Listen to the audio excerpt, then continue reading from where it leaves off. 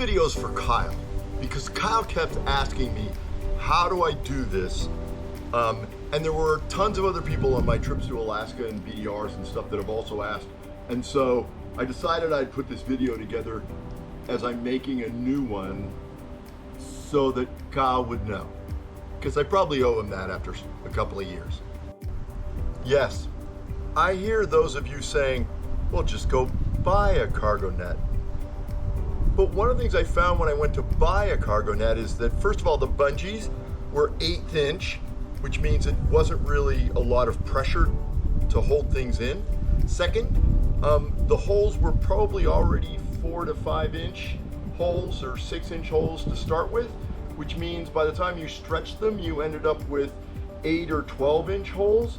And so I just couldn't find anything that would give me what I wanted.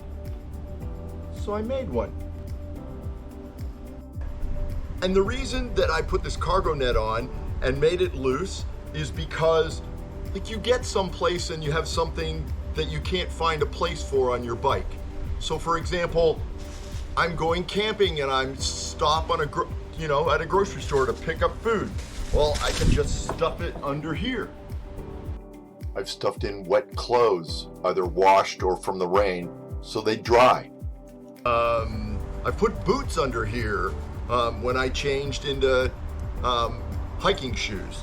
And then later on I added straps so that I could throw a jacket on if I took it off and just buckle it, right?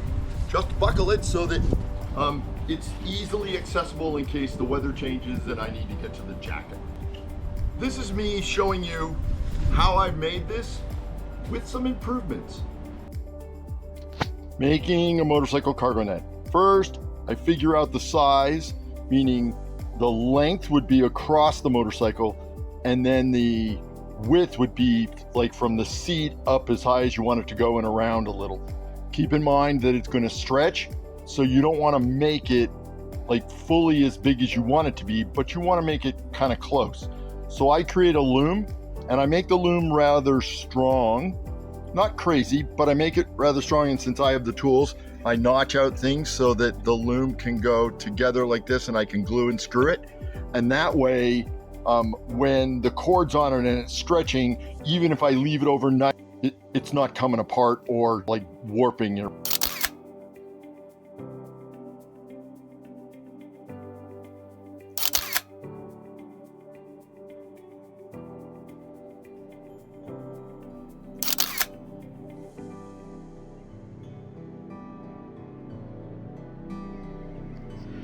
I used to drill pilot holes where the lines crossed. So the lines are 3 inches apart going horizontally, and then I've just come up a little bit and then put a hash mark so that basically I have a grid, and that's what I'll use.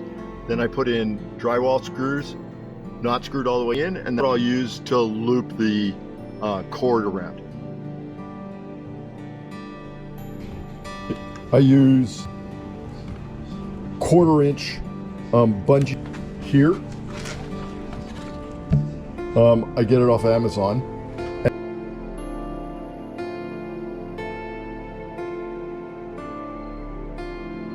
Quickly talk about cutting the bungee cord. The way I do it is because you have the rubber bungee, but then on the outside of it you have nylon. So in order to be able to cut it and not have it fray or have any issues, what I do is I have an old pair of scissors that I use that I can heat, right? And once they're heated, which doesn't take too long, then I can cut the bungee, and I use the heat of the scissors to go around the outside to like just kind of finish it off, and that way things stay really good and they don't fray. So in saying that, I also want to tell you that I use scissors to cut the shrink wrap into 3-inch sections. Super important. Do not heat the scissors before you cut the heat shrink. so any shrink wrap, it's kind of flimsy and whatever. This is different. This is a marine grade shrink wrap with some heavy duty with some glue and differences in shrink wrap. They both may appear to be the same because they're about the same size, but this is the cheaper one. You see how I can squish it down, right? And this is the better one, right? And look, it doesn't squish down, so it's hard when it squishes. Also, if you can look in here, I don't know how well the camera is going to show it, but there's glue inside, and you can see it's activated by heat, which is why you hit all sides of the shrink wrap while you're shrinking it. So this is the first one that I made, is the blue one, and it's already gone to Alaska and back and everything else. So as far as clips, what I choose to do is make a strap, put it on one, and we'll talk about the straps in a minute, but make a strap, put it on one side, put a carabine in the other end, and hook it so that it's around the bag. I've done different sizes of carabines and they all work. However, one of the things I find is I like the larger ones better, so like the 3-inch ones, because and always stainless steel. I love the carabiner when I'm putting it on and stretching it, I've got a pair of gloves on or whatever else, like getting a hold of this and moving this is so much easier, right, than trying to move either one of these small ones.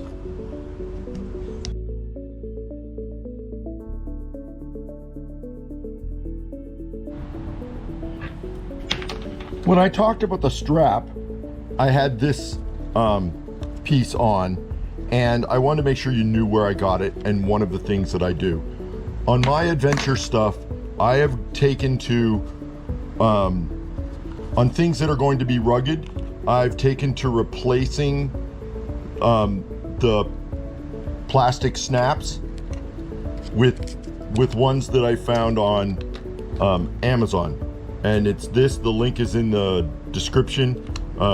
It's got things on the back, but what's in the kit is obviously this connection, and the nuts are already installed in these. So 2 screws or 2 bolts for this, and then this deal and a bolt for this, and then they even give you an extra nut and bolt so that, you know, in case there's any issue. I love these from the standpoint of when I travel, I take like 2 of these boxes, throw them in my bag, and that way if something happens to one of my clasps, it's literally a 2-minute repair in the field. Now, one of the things that I do is when I put them together, I use just a tad bit of blue Loctite on that, so that once it screws in, that it's not going anywhere. And so that's just an added bonus to the CargoNet video.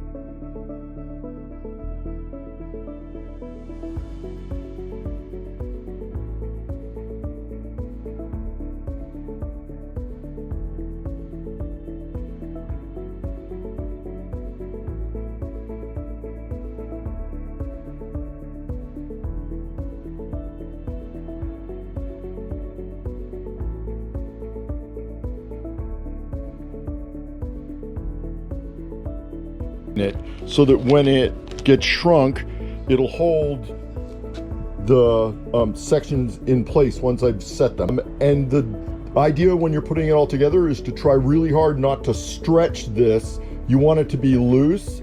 when it's all done, because you want as much stretch as you can when you're doing the application of it on the motorcycle. If you stretch it now, you're going to have less stretch on the motorcycle. When I started this, I put a knot in each corner, keeping it loose. The idea being that the lacing will end in a corner, right, with a knot. And so there's one in each, because like if you start on this corner, you'll end on this corner, and so on. So if I start on this corner, then I'll end on this corner, and which means there'll be a knot in each of the 4 corners. And when you cut the bungee for going around the edge, make it loose. You'd rather have excess than have it too tight, because again, the whole point of this is to end up with a net where everything is loose as it just lays static.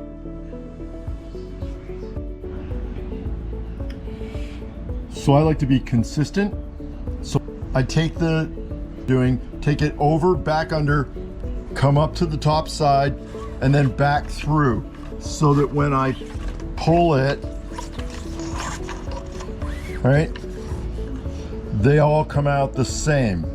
And then what you want to do is you want to get them close, like you're trying to keep these straight lines. So I take this, right, and I wrap it around this end, so I get an idea of what a straight line is and where I should be tying.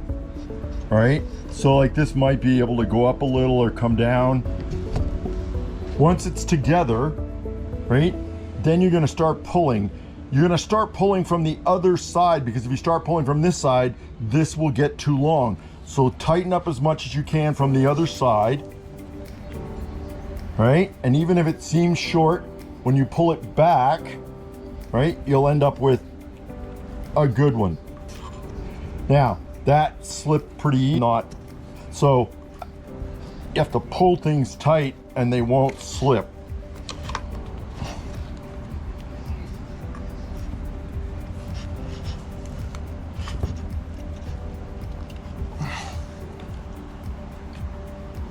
All right, now what you can see is, so you have some consistency as you go along. And you just keep doing that till you come down to this end, come through the wrap, or the shrink wrap, and then come back and you do the same process all the way back, and you just keep doing it till you get down to the end. So this is the way I choose to do it. It doesn't mean that you have to, but I make really loose looped knots. See, they're loose all the way down, so the whole row is put, which means I can just then work on tightening the whole row. Then I'll put loose knots in the next row and do the same thing. So the goal in this is to get shapes that are close to a square, and don't get them too big. Remember, they're gonna get bigger as they stretch when you put them over your bag. So you don't want them crazy huge, right? And then here's the loose stretch. And when you tighten everything up, coming down off the other end, right, as I tightened these up as I came down and pulled tight, I end up with extra, which I'll then have to feed through. Place. So I'm snugging it down. I'm looking to see that it's in line with the stud at the bottom closest to me and the one furthest away. So I want to put that in line. I also want to pull, so then I'm going to pull from the outside, which the downside, not the tight side, not the finished side. So I'm going to pull from the downside as much as possible, because that's where I want, like, otherwise this is going to come super. And then once I pull this way, it's going to roll back, and I'm just going to keep doing that until I get this into place, right? And I end up with a super tight knot. Everything's right. I also want to look to the left and to the right and make sure it's aligned, and if it's not, I can push it up, and I can stretch this hard and push it up and down, but you got to be careful because you're not going to push it too far. And then as you use this will all tighten up as you use it and become like even more permanently fixed. So here's everything cut and tucked in, right? So tucked in on the corners, everything's set. Heat the shrink wrap. On purpose, this is a reenactment of heat shrinking because you want to use an air gun. Air guns get super hot if you're not familiar with them. You could try it with a hairdryer. I don't know whether it will get hot enough, but it would have to be on high. I use even this one on high because I want the heat shrink and the glue to set. But what it means, and the reason I'm doing it as a reenactment, is you don't want to do it in a way that you're going to get distracted at all. So this is literally, you want to like lift one up, leave it on the loom so that it gets where you want it to be, and then you're going to heat shrink it, right? And you're going to do that from all sides, bottom, side, top, other side. You're going to keep moving because you don't want to get the nylon on the webbing. So what I do is I actually start in the center and heat it here so that when all I'm heating here, the heat is radiating out, right? You want to keep the heat gun off of this nylon as much as possible, right? And then once all of them are heat shrinked, then you can remove it from the loom. First generation that I made, I just put a strap on, looped it around here, put an adjustment on, and then sewed the end. What that meant was, in the field, I couldn't take these off actually without cutting this because it won't fit through the strap. That's the point of it, finish it off, and so that it doesn't fit through the strap in case it slips. I also ended up with this here. Now this one's pretty good, but some of the others are super tight, and so it's hard to get like things maneuvered if you have to change a carabine because a spring breaks or something. And also, notice, see how this flap stays? In my adventure riding, I've gotten to a point where if I can avoid the straps flapping, I like to do that because they just catch on stuff. So let's go to new. So in the new setup, I have the loop on this end, which means I can put it around the strap and put this through so that if there's a problem in the field and I need to replace this, I just take it off. Then I put this on, and it faces towards that loop that you've made. And I do that because once I get all done here, the strap will be up in here and right comes down, and then I'm basically gonna fold it and then fold it again, and I'm going to sew it so that there's a space here. So as I spoke about, right, I've sewn it, and now it's going to go down here, go up inside. I'm going to put the bolt in, so I won't have any free straps flapping around, right? And then on this end, I put this on and made this so that I can decide how big I want these loops, which means I can take the carabiner, put it around there, slide that up, and now I'm tight, right? But if I need to make any kind of adjustment, it's easy to do in the field. So that's my new straps.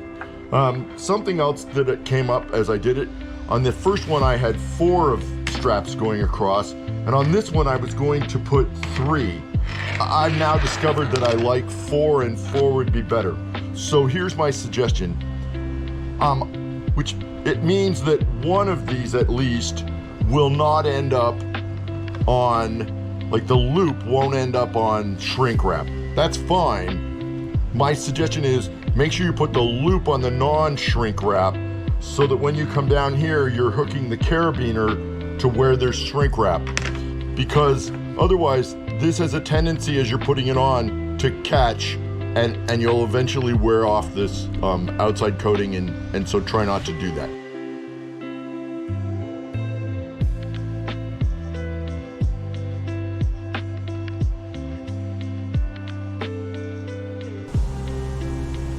So this is to show the bag attached to the bike, right, as it would be, and I just stuck some things under the bungee cord in order to demonstrate. A tip for what I learned on my trip to Alaska was when you put this on, think about when you get to your destination. I have all this crap I have to take off the bike. And so one of the things I learned was to put the netting on so that the handle was on the bottom, so that when I leave, my jacket, if it's on here, anything else, I can lift it up and just carry it off, right? And then when I go to put it back on the bike, it's net up. This also means that any zippers or anything are down, and so that helps to eliminate things getting wet and other.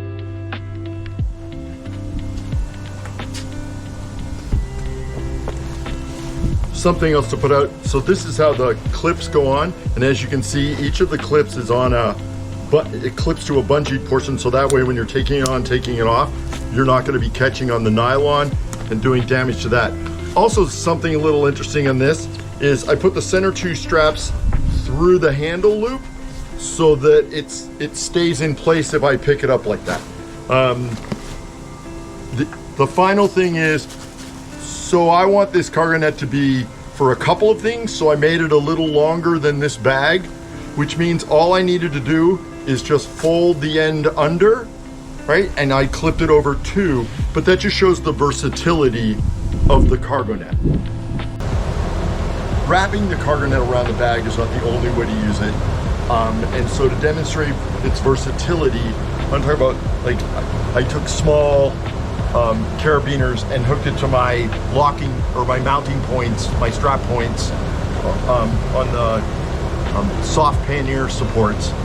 And then it pulls up and hooks back here so that it's pulling the bag back, right? And it also gives you a place to put things. I think I prefer a around the bag method, but this is just something else that you can do. And then when you get to where you're going, you can take this down, but now you're left with multiple things to take in, and the net's still on the bike. The bag on top of my bike I use for camping gear and cooking and things like that. So if I was going into a hostel or a hotel, I might not even go into this bag for the entire stay, which means that if I put the bungee cord around the bag, I could take the bag off at night, take it into the hostel, set it on the ground, and in the morning, just pick it up, bring it back out, and put it on the bike without having to go through all that gear. So the cargo net is super versatile. I hope this was helpful. And Kyle, I want to see yours when you're finished.